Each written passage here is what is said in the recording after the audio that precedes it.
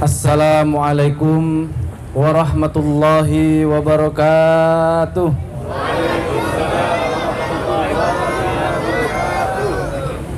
Suara ibu-ibu kayak nggak kedengaran ya. Saya ulangi ya. Assalamualaikum warahmatullahi wabarakatuh.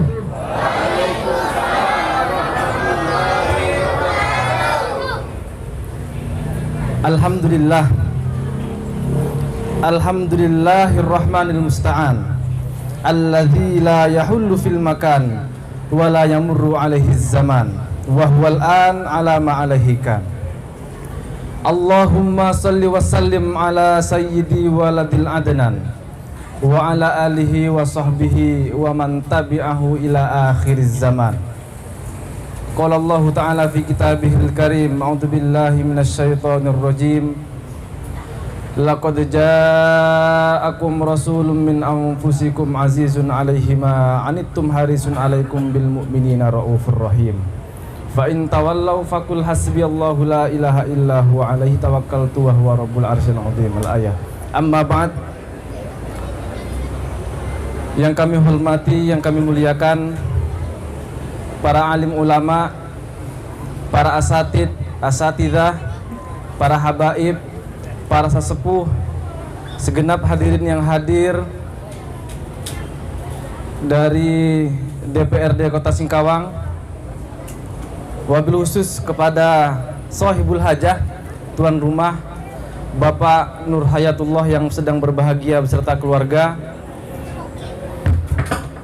Alhamdulillah, pada kesempatan yang berbahagia ini, sekalipun sebenarnya kalau kita lihat di kalender bulan Rabiul Awal, yakni bulan kelahiran Nabi Muhammad SAW, sudah berlalu beberapa hari yang lalu. Akan tetapi karena semangat beliau, tuan rumah ini dan juga kita semua, karena kecintaan kita, karena rasa syukur kita atas kehadiran Nabi besar Muhammad SAW, maka sekalipun sudah berlalu bulan Rabiul Awal, kita tetap masih menyelenggarakan peringatan kelahiran beliau, yakni peringatan Maulidun Nabi SAW. Pertama agak serius dulu, nggak masalah ya. Kita bahas agak serius dulu. Biasanya kalau awal-awal ini masih semangat, apalagi ini masih awal pembukaan, awal acara. Jadi otak biasanya masih fresh, jajan-jajan kue masih banyak ya. Mari sambil dimakan biar semangat ngajinya. Allahumma sholli ala sayyidina Muhammad. Pertanyaan pertama, bagaimanakah hukumnya memperingati Maulidun Nabi padahal bulan Rabiul Awal itu sudah berlalu? Nah, ini saya kira penting karena beberapa kali saya hadir di majelis Maulidun Nabi yang sudah lewat dari Rabiul Awal, itu ada yang bertanya seperti itu. Kalau bahasa setempat katanya bulan Maulud itu kan sudah selesai, kok masih mengadakan Maulidun Nabi, begitu ya kira-kira. Kalau kita buka kitab Mafahim Yajibu Antusoha, karya Profesor Dr. Sayyid Muhammad Al-Alawi Al-Maliki Al-Hasani Al-Makki, di bagian agak akhir beliau menjelaskan begini. Beliau menjelaskan tentang kesalahpahaman orang tentang makna Maulid Nabi. Tentang makna apa, Pak? Makna apa, Bu? Nah, mana suaranya ibu-ibu ini? Maknanya apa? Maulid Nabi. Sayang, saya disuruh ngadap ke sana. Tadi permintaan saya ke panitia, boleh nggak ngadap ke sana? Kayaknya kalau ngadap ke sana lebih semangat ya. Allahumma sholli ala sayyidina Muhammad.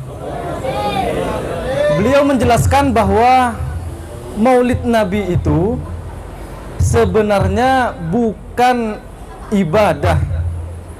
Bukan ibadah dalam arti ibadah Maulidun Nabi ini itu tidak bisa dikatakan ibadah karena kita tidak pernah menjumpai perintah untuk menjalankan Maulid Nabi, baik itu di Al-Quran ataupun di hadis. Bahkan 3 generasi terbaik umat Islam, para sahabat tidak pernah melakukan, para tabi'in tidak pernah melakukan, para tabi'in tidak pernah melakukan juga. Nah, terus gimana? Beliau menjelaskan memang betul bukan ibadah karena tidak ada perintahnya. Jadi kalau ada yang nuduh tidak ada dalilnya, betul, tidak ada dalil secara jelas, secara terperinci, secara sorry, betul. Akan tetapi nilai maulidun Nabi ini bisa kita lihat dari sisi dia ini hanyalah sebuah tradisi. Maulidun Nabi hanya sekedar tradisi. Oleh karena maulid Nabi ini adalah tradisi, maka kapanpun kita boleh menyelenggarakan maulidun Nabi. Karena kita menyelenggarakan perayaan ini karena kita bersyukur atas kehadiran Nabi. Sekarang boleh, mau lebaran nanti boleh, nunggu ada uang boleh, terserah kapan saja. Yang penting niatnya adalah memperingati maulidun Nabi dan diisi dengan hal-hal yang bermanfaat. Contohnya kayak sekarang ini. Ini dari berapa kampung ini ya? Dari Condong dan sekitarnya tadi itu ya. Masyarakat setempat dikumpulkan dalam satu majelis. Ini bersilaturahmi semua. Silaturahmi ini jelas anjuran dari Nabi. Nah, kalau maulid Nabi hanya diadakan acara misalnya dangdutan, hanya sekedar ngobrolin sepak bola, hanya sekedar gosip-gosip tetangga, ini tidak ada faedahnya. Akan tetapi maulidun Nabi yang seperti ini, adanya silaturahmi, adanya sedekah makan dan minum, adanya pembacaan sholawat, adanya majelis taklim, maka maulidun Nabi yang seperti ini jelas mendapatkan pahala. Nah, karena tradisi tadi itu dibungkus dalam satu majelis yang disebut ke tradisi maulidun Nabi. Apakah dapat pahala? Tentu dapat pahala. Nah, misalnya kita kutipkan hadis riwayat Imam Muslim. Nabi Muhammad SAW bersabda, "Man sanna fil Islam sunnatan hasanah falahu ajruha wa ajru man amila biha ba'dahu min ghairi ayyang kusa min ujurihim sayun." Kata Nabi, barang siapa yang membuat satu tradisi yang baik, yang positif, yang berharga, yang sesuai dengan syariat Nabi, maka jelas dia akan mendapatkan pahala. Satu, misalnya saya buat tradisi baik seperti ini, mengumpulkan orang-orang untuk bersama-sama hadir dalam majelis taklim dan majelis zikir bersolawat kepada Nabi, maka penyelenggaranya satu dapat pahala. Dan kalau tradisi ini diikuti oleh generasi seterusnya, maka yang pertama kali membuat tradisi ini mendapat pahala juga. Paham ya? Nah, dalam hal ini berarti Bapak tuan rumah, Bapak Nur Hayatullah mendapatkan pahala karena berperan untuk mengumpulkan orang-orang dalam majelis taklim dan majelis zikir pada saat yang sama dalam rangka bersyukur.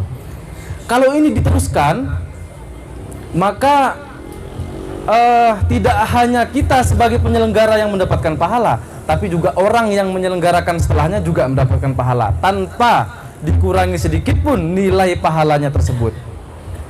Nah, jadi jelas ya, sekalipun tidak ada dalil secara spesifik, secara jelas, secara sharih, tetapi kalau kita lihat isi dari maulidun nabinya itu dianjurkan, bahkan sesuai dengan syariat Islam, maka hal itu mendapatkan pahala di sisi Allah. Sebaliknya, wa man sanna fil Islam sunnatan sayyi'ah falahu ithmuha wa ithmu man amila biha ba'dahu. Kalau ada orang yang membuat satu tradisi yang buruk di dalam Islam, tradisi apapun nilainya buruk, negatif, tidak sesuai dengan syariatnya yang dibawa oleh Nabi Muhammad SAW, maka dia akan mendapatkan dosa. Kalau perbuatan dan tradisi itu diikuti oleh orang setelahnya, dia juga akan mendapatkan dosa dari orang yang melakukan tradisi buruk tersebut, dengan tanpa mengurangi dosa itu sedikit pun. Dipahami ya sampai di sini? Oke. Maka dengan demikian, kapanpun kita merayakan Maulid Nabi, karena Maulidun Nabi itu hanyalah sebuah tradisi yang isinya adalah kegiatan yang positif dan juga sesuai dengan syariat Islam, maka tetap akan mendapatkan pahala dan sah tradisi tersebut di sisi Allah Subhanahu wa taala. Makanya Imam Asy-Syafi'i radhiyallahu an mengatakan bahwa al bid'atu bid'atani. Bid'ah itu ada dua. Yang pertama mahmudatun wa madmudatun. Yang pertama mahmudah terpuji, yang kedua adalah madmumah tercela. Bid'ah apa yang terpuji itu? Bid'ah yang terpuji adalah wa ma wafaqas sunnata fahuwa mahmudun. Bid'ah, artinya bid'ah ini adalah sesuatu yang tidak pernah diajarkan oleh Nabi. Tidak ada di masa Nabi. Nabi tidak pernah merintah, tidak pernah dilakukan oleh sahabat misalnya. Itu bid'ah. Artinya bid'ah itu sesuatu yang baru. Baru itu artinya tidak pernah ada di masa Nabi. Nah, bid'ah ini kalau dia sesuai dengan nilai-nilai syariat Islam, maka jelas dia akan dapat pahala, dan itu nilainya mahmudah, terpuji, kata Imam Syafi'i.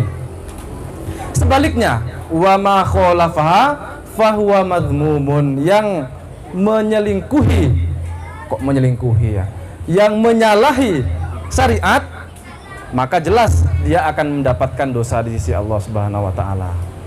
Sudah mulai ngantuk? Sudah sampai di situ saja yang ilmiah. Sekarang kita lanjutkan dengan cerita. Karena Pak, beberapa kali saya ngisi di majelis Maulidun Nabi kemarin, ada beberapa saran dari orang tua bilang, katanya, Ustadz, ceramahnya memang bagus, baru, tidak pernah kami menemukan penjelasan yang seperti itu. Tapi karena terlalu padat, pusing deh kami. Apalagi udah tua-tua ya. Aduh, ini makanan udah habis lagi, jajan-jajan udah habis, ini air putih sampai habis juga. Udah capek dah dengarkannya, karena tidak terbiasa dengan materi-materi atau tausiah yang terlalu berat. Jadi pada kesempatan kali ini kita lanjutkan dengan cerita saja ya. Setuju? Kalau tidak setuju saya mau pulang aja habis ini. Oke, kita lanjut dengan cerita. Bismillahirrahmanirrahim. Ini waktunya berapa menit ya? Ya? Bebas ya? Oh, bisa sampai tengah malam nanti. Kalau yang ibu-ibu mungkin semangat ya, bapak-bapak mungkin agak bosan juga karena lihat cowok ini. Jauh sebelum Nabi Muhammad SAW dilahirkan, kakek beliau pernah bernazar. Agak ngeri nazarnya ini. Siapa kakek beliau namanya? Dari jalur ayahnya? Tidak ada yang tahu ya? Sayyidina Abdul Muttalib. Ada yang bilang Abdul Muttalib, tok yang dikasih tasdid.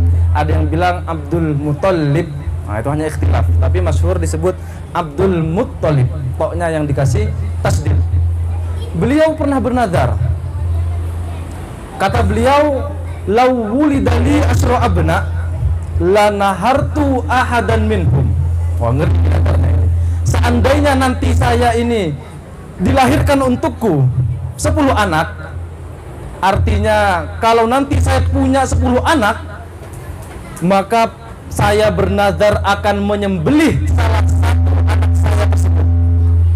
Wah, ini ngeri ini nazar. Dan betul, setelah itu nanti putra beliau banyak.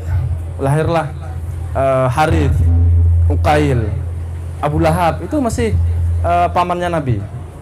Kemudian Abu Thalib, sampailah nanti ke ayah beliau yang terakhir, yang paling muda, Sayyidina, siapa ayah beliau? Abdullah Ismail. Bocil ini begini ini biasanya. Ketawa kan? Sayyidina Abdullah. Sudah Sayyidina Abdullah lahir, langsung dibawa oleh Sayyidina Abdul Muttalib, kakeknya Nabi, dibawa ke Ka'bah. Udah siap-siap nih ngasah pisau, mau disembelih. Ketika mau disembelih, datang saudaranya, direbut. Sayyidina Abdullah waktu kecil, ayahnya Nabi Muhammad ini direbut, dibawa lari. Wah, hebohlah orang-orang kampung sekitar sana. Kok bisa Sayyid Abdul Muttalib yang dipandang orang pada saat itu orang hebat, orang keramat, keramatan beliau ini, salonnya ngantuk biasanya kalau begini.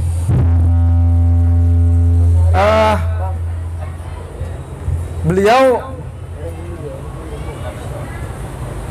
halo, Allahumma sholli ala sayyidina Muhammad. Biasa, kadang memang begitu dalam pengajian. Nah, diselamatkanlah tadi Abdullah itu. Kemudian heboh, orang-orang satu kampung viral di TikTok, viral di YouTube, viral di Instagram, viral di Facebook. Kalau sekarang lah begitu. Viral ini ada anak yang mau disembelih oleh orang tua kandungnya sendiri. Wah, datang orang-orang dari suku Quraisy. Karena Nabi Muhammad ini adalah keturunan dari suku Quraisy. Quraisy ini kalau kita hitung kakek dari Nabi Muhammad yang nomor 12 kalau diurut ya. Jadi Nabi Muhammad sallallahu alaihi wasallam bin Abdullah bin Abdul Muttalib bin Hashim bin Abdi Manaf bin Qusay bin Kilab bin Marrah bin Ka'ab bin Lu'ay bin Ghalib bin Fihr. Nah, Said Fihr ini nanti julukannya Quraisy. Kenapa kok dijuluki Quraisy? Karena beliau disebutkan dalam Al-Qur'an itu bismillahirrahmanirrahim di ila fi Quraisyin. Ila fihim rihlatas syita'i was shaif. Kebiasaan orang-orang Quraisy itu biasanya mereka ke utara, biasanya ke selatan begitu. Dalam rangka rihlah perjalanan berdagang. Nah, oleh karena sering berdagang, maka Sayyid Fihr tadi itu yang dijuluki Quraisy itu ahli dalam bidang ekonomi, keuangan, bahkan berpengaruh dalam bidang ekonomi. Nah, makanya kita kenal sekarang dengan istilah kurs ya, kurs dolar misalnya. Nah, kurs itu dari bahasa Arab. Quraisy awalnya itu karena ahli di bidang ekonomi. Sudah datanglah orang-orang Quraisy itu heboh. Wahai Abdul Muttalib, betulkah engkau ingin menyembelih anakmu? Ya, betul. Kenapa? Karena saya sudah bernadar dan nadar saya tidak boleh ditarik, katanya begitu. Kemudian Sayyid Abdul Muttalib sangat keramat. Disebutkan dalam Sirah Nabawi Ar-Rahim. Suatu ketika Sayyid Abdul Muttalib itu pernah bermimpi diberi petunjuk tentang lokasi sumur Zam-Zam. Padahal pada saat itu sedang tertutup ya, tak tersembunyi gimana, ada yang menutup. Mimpi dikasih petunjuk tempatnya di mana. Persis ketika dicoba digali dan betul ada sumur Zam-Zam. Dan juga ada beberapa peralatan yang tertinggal di sana. Ada pedang, ada baju besi, juga ada beberapa kantong emas batang. Sudah, dari situlah beliau itu keramat ini pasti Sayyid Abdul Muttalib. Makanya nazar beliau tidak bisa ditarik. Kemudian sudah bingung ini orang-orang Quraisy ini. Kalau begitu gimana kalau kita undi saja? Gimana tuh ngundinya? Kita undi dari 10 anak kamu ini kita sediakan masing-masing satu kendi. Yang mana hanya satu kendi yang dikasih isi. Kalau yang mendapatkan kendi yang ada isinya, dia yang akan disembelih. Oke, kalau gitu setuju. Dikumpulkan semua anaknya 10 orang, diambil kendi-kendi tadi itu, hanya satu kendi yang dikasih isi. Diputar. Akhirnya siapa yang mendapatkan kendi yang ada isinya tadi itu? Sayyid Abdullah. Waduh, disembelih nih nanti. Orang-orang Quraisy tidak terima. Enggak, putar saja lagi. Sebagai gantinya karena tadi didapatkan oleh Sayyid Abdullah, maka ganti dari saya adalah 10 domba. Mau diganti 10 domba. Sudah, kalau satu domba itu katakanlah paling murah 2 juta ya. Maka kalau sudah 10, sudah 20 juta. Diputar lagi kedua kalinya. Kendi tadi yang ada isinya tetap nyampe ke Sayyid Abdullah lagi. Ketiga kalinya masih tetap diganti 10 domba sampai ke 10 kalinya. Berarti berapa tuh? Kalau mau dimaharkan berarti 20. Kalau diuangkan 2 juta kali 100, wah sudah 200 juta itu. 200 juta mahar untuk menebus Sayyid Abdullah. Ini bukti bahwa orang tua Nabi sangat berharga, sangat dipercaya oleh kaumnya, yakni orang-orang Quraisy pada saat itu. Sudah. Maka karena beliau ini tidak jadi disembelih, beliau mendapat julukan sebagai Adzabih Ats-Tsani, yakni orang kedua yang ingin disembelih. Karena orang yang pertama siapa? Nabi Ismail. Nabi Ismail juga dulu mau disembelih. Yang kedua adalah Sayyid Abdullah mau disembelih. Makanya dijuluki sebagai Adzabih Ats-Tsani. Sudah beranjak dewasa, Sayyid Abdullah berdagang karena mengikuti leluhurnya ya. Leluhurnya juga demikian. Kalau diurutkan lagi tadi itu kakeknya Nabi yang nomor 6, Nabi Muhammad bin Abdullah bin Abdul Muthalib bin Hashim bin Abdi Manaf bin Qusay. Sayyid Qusay ini namanya sebenarnya bukan Qusay. Nama aslinya adalah Mujammi'. Ismuhu Mujammi'. Kenapa kok dikasih nama Qusay? Disebut Qusay karena litaqosihi. Karena beliau ini sering melakukan perjalanan. Bahasa Arabnya Qusay. Maka Sayyid Qusay tadi itu yang nama aslinya adalah Mujammi', dijuluki sebagai petualang. Nah, jadi Qusay itu artinya petualang. Sudah. Berpetualanglah Sayyid Abdullah, berdagang dia. Nah, suatu ketika udah perjalanan kemana-mana, dia mau pulang. Ketika mau pulang, beliau ketemu sama perempuan cantik. Wah, ini kesukaan bapak-bapak ini biasanya. Perempuan cantik, hafal Taurat, sakti. Nah, ini ceritanya, cerita orang-orang setempat. Kalau orang ini berdoa, maka pasti dikabulkan. Minta apa dikabulkan.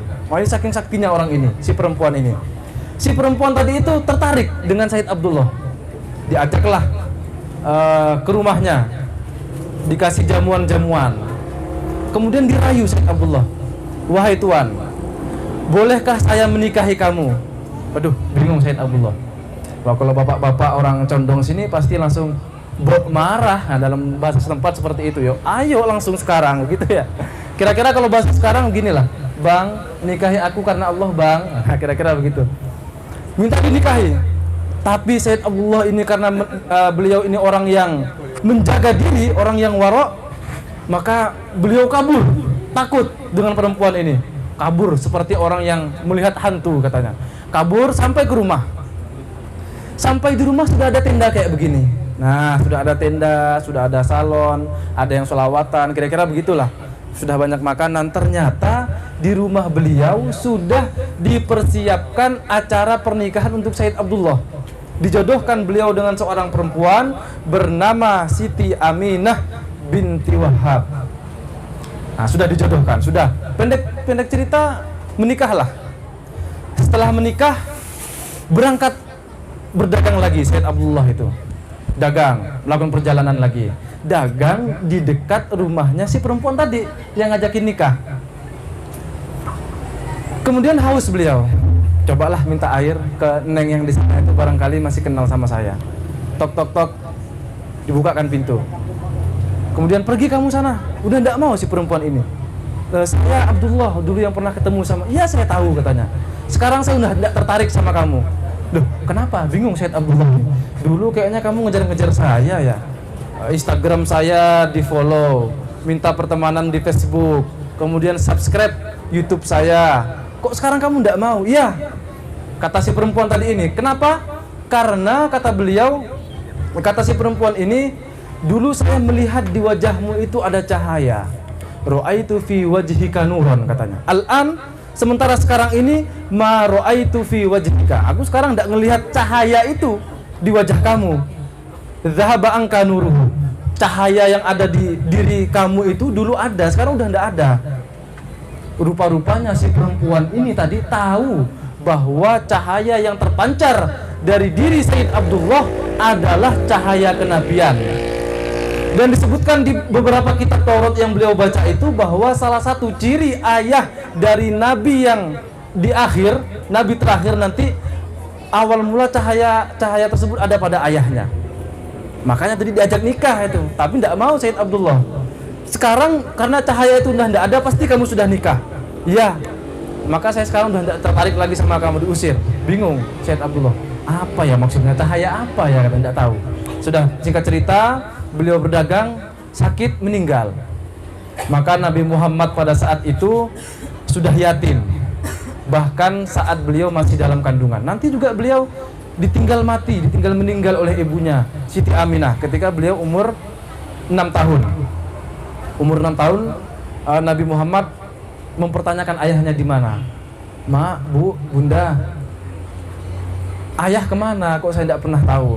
Akhirnya diceritakanlah bahwa ayahnya sudah meninggal. Ayo kita ziarah ke sana, ziarah ke lokasi pemakaman ayahnya. Berapa hari di sana, kemudian pulang. Pulang sampai di satu desa, mau pulang ke Mekah, sampai di satu desa bernama Desa Abwa, sakit ibunya. sakit dan meninggal, langsung dikuburkan di tempat. Maka Nabi Muhammad menjadi anak yang yatim piatu dalam usia yang masih sangat muda, yakni umur berapa? Umur berapa tadi Ibu?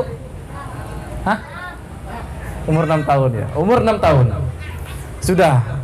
Sedihlah beliau ini. Tapi ada hikmahnya, Pak.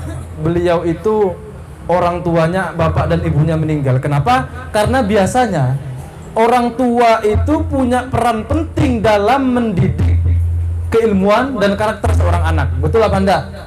Betul atau betul? Nah, betul ya. Biasanya seperti itu memang. Maka karena Allah menginginkan Nabi Muhammad itu memiliki pendidikan yang terbaik, memiliki karakter yang terbaik, maka Allah ingin mendidik Nabi Muhammad itu sendiri tanpa melalui orang tuanya. Makanya ada hadis disebutkan Ad-dabani Rabbi fa ahsana ta'dibi. Yang mendidikku itu Tuhanku. Maka jelas pendidikan yang diberikan oleh Tuhanku adalah pendidikan yang terbaik. Allah yang mendidik sendiri kepada Nabi Muhammad dan Allah sendiri yang memuji keluhuran derajat beliau. Di dalam Al-Qur'an disebutkan wa innaka la'ala khuluqin azim. Para nabi semuanya itu khuluqin azim. Akhlaknya sangat luar biasa semua. Tapi Nabi Muhammad la'ala, lebih tinggi lagi derajatnya. Nah, itu dia. Sudah. Kemudian nanti itu kan tadi Nabi Muhammad belum dilahirkan ya. Bapaknya, ayahnya meninggal. Kemudian dalam kandungan itu beliau sudah mendapatkan keistimewaan. Dulu kalau Sayyidah Maryam itu ketika mengandung Nabi Isa, beliau mendapatkan keistimewaan. Dijamu oleh malaikat Jibril datang bawa buah-buahan surgawi. Pun juga nanti Sayyidah Aminah sering didatangi oleh malaikat, diantarkan buah-buahan, dijamu seperti itu. Ketika beliau tidur bermimpi bertemu dengan Nabi Adam alaihissalam, bermimpi dengan Nabi Nuh, Nabi Ibrahim, Nabi Ismail, bertemu dengan Nabi Musa, Nabi Isa, seterusnya. Kata Nabi Adam, wahai Sayyidah Aminah, yang ada dalam kandungan kamu ini adalah Sayyidul Alamin, yakni tuannya alam semesta ini, baik dari kalangan manusia, dari kalangan jin, semuanya Sayyidul Alamin. Maka nanti kalau sudah lahir fasammihi Muhammadan, maka berilah dia nama sebagai dengan nama Muhammad. Sudah lahirlah beliau ini. Ketika mau lahir, ini salah satu kehebatannya beliau juga. Ada yang mengatakan bahwa yang menjadi bidan membantu persalinan kelahiran beliau itu adalah Siti Maryam, ibundanya Nabi Isa, dan juga Siti Asia. Ketika melahirkan tidak ada darah. Pada saat melahirkan yang ada hanyalah cahaya. Wah, ini salah satu keistimewaan lahirnya Nabi Muhammad, dan sudah dalam kondisi dikhitan pada saat ini berdasarkan pengakuan Nabi Muhammad sendiri. Sudah tradisi Arab pada saat itu, kalau sudah punya bayi, maka biasanya bayi itu disusukan ke orang lain, biasanya ya. Dan di Arab dulu ada satu pasar yang khusus untuk jasa ibu menyusui dan penitipan anak untuk disusui. Yang kesana biasanya ibu-ibu sama anak-anak. Kalau bapak-bapak kesana perlu dicurigai, mau ngapain bapak-bapak ke tempat penyusuan tadi itu? Ada lokasinya masing-masing, Pak. Jangan ke pasar. Nah, perlu dipertanyakan. Sudah kesana cari yang mau menyusui Nabi ini siapa? Karena beliau ini sejak kecil memang sudah miskin, tidak punya ya. Banyak orang yang menolak. Nabi Muhammad juga tidak mau ditawarkan, dibawalah Nabi Muhammad ke seorang perempuan. Ketika udah dekat dengan seorang perempuan nangis. Nabi Muhammad tidak mau. Datang ke perempuan lain, tidak mau juga Nabi Muhammad nangis. Si perempuan tadi juga yang mau menyusui juga tidak mau, karena bayarannya sedikit. Sampai suatu ketika udah agak sore, muter-muter tidak nemu, ada satu perempuan, kurus perempuan tadi itu. Dia di sebelahnya ada unta-untanya kurus juga. Nama perempuan ini adalah Halimatus Sa'diyah. Beliaulah nanti yang akan menyusui Nabi Muhammad sallallahu alaihi wasallam. Sudah, tapi bayarannya dikit ya Neng, karena uang kami juga tidak banyak, kami orang tidak mampu. Ya tidak masalah, daripada saya nunggu dari tadi ini tidak ada yang mau. Ya ASI saya walaupun sedikit-sedikit masih keluar lah Bu. Oke, sudah sepakat dibawa Nabi Muhammad. Nah, barokahnya Nabi Muhammad itu disusui oleh Halimatus Sa'diyah, maka lancarlah air susunya tadi itu, karena barokah menyusui Nabi Muhammad. Pun juga yang awalnya beliau ini kan punya beternak juga, ada kambing, ada unta. Kambing-kambingnya sehat, gemuk-gemuk, tidak pernah sakit. Wah, ini berkah dari menyusui Nabi Muhammad. Uangnya juga tidak pernah kekurangan keluarga Halimatus Sa'diyah ini. Nah, singkat cerita begini. Singkat cerita, Nabi Muhammad sudah agak besar, umur 5 tahun. Umur berapa, Pak? Umur 5 tahun. Ketika 5 tahun sudah sering main dengan teman-temannya di luar. Ketika sedang main bersama teman-temannya, datanglah anak kandungnya Halimatus Sa'diyah tadi itu, bilang ke ibunya, ibu sambil nangis sambil ketakutan, Bu, kutila Muhammadun, Nabi Muhammad tadi ini dibunuh, gawat ini Bu, Muhammad dibunuh. Kaget ibunya, dicari ini mainnya di mana tadi, ketemu Nabi Muhammad. Ternyata Nabi Muhammad pada saat itu, Nabi Muhammad kecil sedang bermain sama kawan-kawannya. Dipeluklah Nabi Muhammad, dilihat badannya tidak ada yang berkurang. Ditanya, katanya tadi kamu dibunuh, betulkah? Saya kira tadi begitu, karena tadi saya melihat ada 2 makhluk turun dari langit. Makhluk tersebut datang kepada saya, kemudian dada saya dibelah, diambillah jantung saya, kemudian dibasuh dengan air Zam-Zam, dibuang ada kotoran di sana, yang mana katanya dalam riwayat disebutkan itu adalah tempat nantinya setan itu membisikkan keburukan. Nah, sehingga nanti itu menjadi potensi untuk orang bisa melakukan keburukan. Jadi Nabi Muhammad itu sudah dijaga dari kecil, diambil hal-hal yang buruk tadi itu agar tidak pernah melakukan keburukan. Oh, itu keistimewaan beliau sejak kecil. Sudah, maka Sayyidah Halimatus Sa'diyah ini merasa tempat beliau ini sudah tidak aman. Aduh, ini bahaya ini. Jangan-jangan betul ada makhluk gaib, nyawanya terancam anak ini. Maka dikembalikan ke orang tuanya, ke Siti Aminah. Diceritakan ke Siti Aminah ada kejadian seperti tadi itu. Sudah, Siti Aminah juga menceritakan anak ini memang agak ajaib. Waktu saya melahirkan dulu bercahaya katanya, keluar cahaya ini itu dan seterusnya. Memang agak ajaib anak ini. Sudah, setelah itu nanti Nabi Muhammad beranjak dewasa, umur 6 tahun ibunya meninggal, diserahkan kepada kakeknya Abdul Muttalib lagi, dan juga diasuh oleh pamannya, yakni Abu Thalib. Beternaklah beliau, diajarkan beternak. Kemudian dewasa lagi diajarkan berdagang, mengikuti mbah-mbahnya dagang Nabi Muhammad itu. Nah, ketika Nabi Muhammad ini berdagang, pertama kali beliau diajarkan berdagang, beliau waktu itu sama pamannya Abu Thalib pergi ke satu daerah, yaitu sekitaran negara Irak atau Sam pada saat itu. Di sana mayoritas orang-orang Nasrani pada saat itu, mayoritas Nasrani. Sampai ada di pinggir jalan itu ada satu gereja, kanisah. Gereja tadi itu uniknya tidak ada berhala. Rupa-rupanya gereja tadi itu masih memegang teguh prinsip tauhid. Tidak ada gereja, tidak ada berhala-berhala di sana. Nah, disebutkan bahwa di situ itu alirannya Kristen Unitarian yang masih menyembah satu Tuhan. Di sana banyak yang menghafal Injil, muridnya juga banyak. Mereka juga tahu, diceritakan dalam kitab-kitabnya bahwa nanti suatu saat ada nabi yang akan datang di akhir zaman. Ciri-cirinya orang tersebut, yakni nabi itu, kalau jalan kemana-mana diikuti oleh awan yang menaunginya, jadi tidak kepanasan, tidak kehujanan. Maka karena tadi itu gerejanya di pinggir jalan, setiap kali ada kafilah lewat diperhatikan, ada ndak awan di atasnya tuh, dilihat, ada ndak awan di atasnya tuh. Bertahun-tahun dinantikan tidak ada. Sampai suatu ketika rombongan Sayyid rombongannya Abu Thalib lewat, jarak berapa kilo itu udah kelihatan, itu kok ada awan jalan. Kata orang-orang di gereja tadi itu, pendetanya bernama siapa? Ada yang tahu? Pendeta Bukhairo. Dilihat dari kejauhan, itu kok ada awan, jangan-jangan ini nabi terakhir yang akan datang. Bilanglah ke murid-muridnya itu, ke abdinya gereja tadi itu. Ayo masak-masak semua, masak-masakan yang enak, kita akan kedatangan tamu yang luar biasa pada hari ini.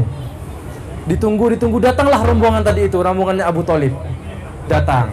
Diminta mampir, ayo mampir sebentar, makan-makan dulu kita. Makan, masuk semua. Diperhatikan semua rombongan sudah masuk, tapi kok awannya di atas tidak ada ya. Bingung pendeta Bukhairo ini.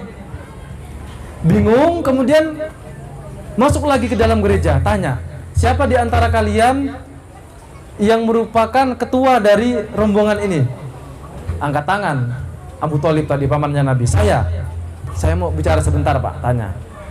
Betul ini rombongannya udah masuk semua? Ya, udah. Oh, kecuali satu, anak saya. Anak saya tapi masih pedagang baru lah, makanya nggak saya ajak masuk. Betul itu anak Bapak? Iya, anak saya. Nggak Pak, yang betul, serius. Soalnya saya mendengar kabar ada nabi terakhir yang akan datang, ciri-cirinya diikuti awan. Tadi saya lihat, dan di kitab kami disebutkan anak tadi itu yatim. Maka jelas ini bukan anak Bapak pasti ini. Oh iya, memang bukan anak kandung saya, tapi dia keponakan saya. Di mana orangnya? Di sana. Diajaklah ke tempatnya Nabi Muhammad. Maka pendeta Bukhairo tadi itu bertemu dengan Nabi Muhammad, dipeluk. Ada yang menceritakan bahwa si pendeta tadi ini bilang begini, seandainya umur saya panjang dan saya sudah sampai nanti ke masa engkau ini diutus menjadi nabi dan rasul, maka saya adalah orang yang pertama kali akan beriman kepada engkau. Katanya begitu. Kemudian dikasih tahu ke pamannya, wahai paman Abu Thalib, lebih baik keponakan kamu ini jangan dibawa ke sini, pulang. Kenapa? Karena di sini mayoritas orang-orang Nasrani sedang memburu anak ini yang ciri-cirinya nabi ini, karena mereka tidak suka dengan nabi terakhir yang bukan dari kaum mereka. Sudah karena mengancam nyawa keponakannya, pulanglah dia. Nggak jadi Nabi Muhammad untuk dibunuh tadi itu. Nah, itu keistimewaan Nabi Muhammad. Sudah. Kemudian Nabi Muhammad tumbuh dewasa, dikenal oleh orang-orang sekitarnya, dijuluki sebagai Al-Amin. Karena beliau ini sejak remaja sampai beliau dewasa, sebelum beliau ini diutus menjadi seorang rasul, beliau ini sudah mendapatkan gelar Al-Amin, percaya. Orang yang memiliki kepercayaan, dipercaya oleh orang-orang sekitarnya. Salah satu peristiwa yang sangat populer pada saat itu adalah Mekah pada saat itu banjir bandang. Banjir bandang, jatuhlah Hajar Aswad tadi itu dari Ka'bah, jatuh. Kemudian para suku itu berselisih paham, berselisih tentang siapakah yang paling berhak menaikkan Hajar Aswad ini. Wah, dari suku satunya bilang, misalnya dari suku Melayu bilang, saya yang paling pantas. Kata suku Madura bilang, saya yang paling pantas. Kata orang Tionghoa misalnya yang Islam, saya yang lebih pantas, dan seterusnya. Maka datanglah Nabi Muhammad.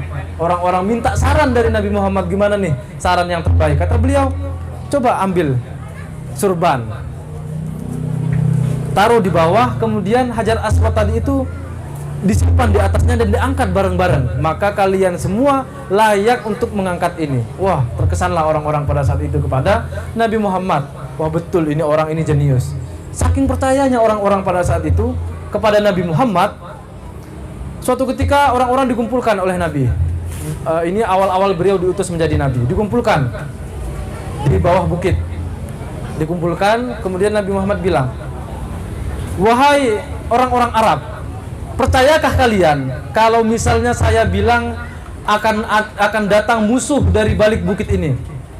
Ya, tentu kami percaya, karena kami sudah mengenal kamu itu siapa.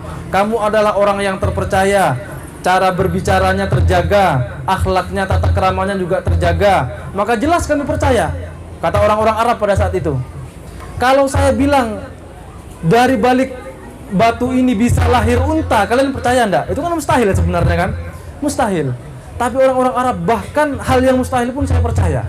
Kemudian Nabi Muhammad bilang, saya sebenarnya ingin mengatakan satu hal, bahwa saya adalah Rasul yang diutus kepada kalian semua dari Allah Subhanahu wa Ta'ala. Wah, ini Abu Lahab langsung berdiri. Tabban laka ya Muhammad falihada jama'atana. celaka kamu Muhammad, apakah karena ini kamu mengumpulkan kita? Loh, sekali Nabi Muhammad tadi mengaku Nabi itu tidak percaya.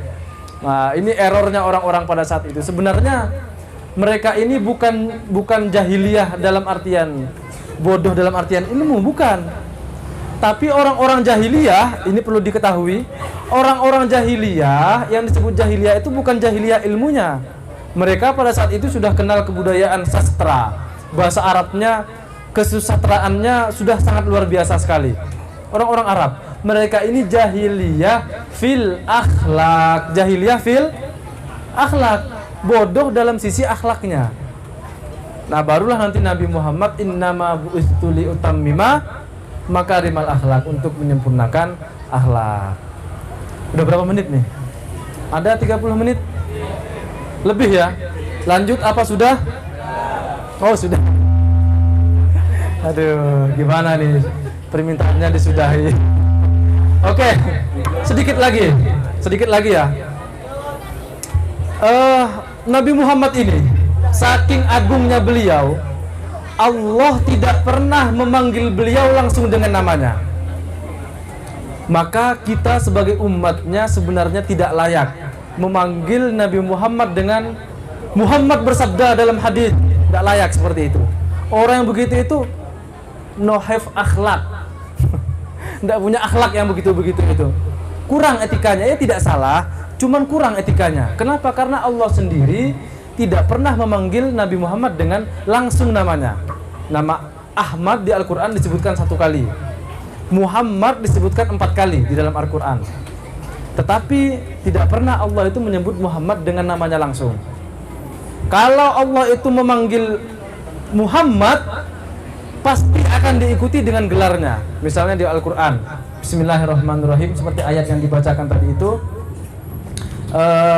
Bismillahirrahmanirrahim. Wa ma Muhammadun illa rasul qad khalat min qablihi rusul. Wa ma Muhammadun, tidaklah Muhammad itu illa rasul. Setelah menyebutkan nama langsung diikuti gelarnya. Tidak pernah Allah itu nyebut langsung namanya saja. Ayat yang lain disebutkan, maka Muhammadun aba ahadim mir rijalikum walakin Rasulullah. Disebutkan Rasul juga. Ketika ingin menyebutkan namanya diikuti dengan gelarnya. Kalau Allah menyebut atau memanggil Nabi, pasti gelarnya. Misalnya, ya ayyuhan nabi, inna arsalnaka syahidaw wa mubasysyiran wa nadhira. Wahai Nabi, begitu Allah memanggil Nabi Muhammad. Ayat yang lain, Bismillahirrahmanirrahim, ya ayyuhan nabi, hasbukallahu wa man ittaba'aka minal mu'minin. Wahai Nabi, gelarnya yang dipanggil lah kok kita. Allah aja lo sungkan dalam tanda kutip ya, memanggil Nabi Muhammad dengan langsung namanya. Lah kok kita umatnya yang katanya berharap syafaat dari Nabi Muhammad, kok bisa langsung nyebut namanya Nabi, langsung menyebut Muhammad bersabda. Wah, ini kurang etikanya. Saya kira demikian ya yang bisa kami sampaikan. Semoga bisa menambah wawasan kita, menambah etika dan akhlak kita kepada Nabi Muhammad, menambah kecintaan kita kepada beliau, dan semakin besar bersyukur kita kepada Nabi Muhammad SAW. Kurang lebihnya mohon maaf apabila ada perbuatan ataupun tindakan saya yang kurang berkenan di hati Bapak dan Ibu sekalian. Wallahu yuwafiquna ila sabilil anbiya wal mursalin wa ila ma khairin ahlutil ulama wan nahdiyin. Wassalamualaikum warahmatullahi wabarakatuh.